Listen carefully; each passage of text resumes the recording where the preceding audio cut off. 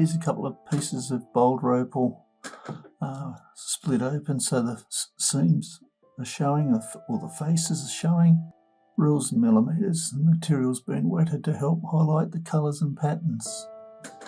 Okay, I've just gone in a little bit. You can see here the face of opal. Nice pattern down the bottom there. See there how it's been split off, the stone's been split open. Here's another face.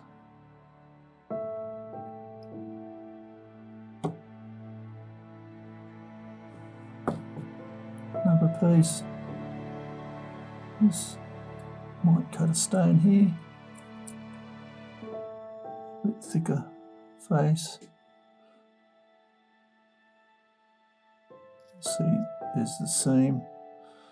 And the rock's been split open, and that's the face exposed there. That's probably the top of the nut where it hasn't filled with opal. It's got quite opalized type clay in it. Anyway, here's what it is. I hope you've enjoyed looking. Cheers.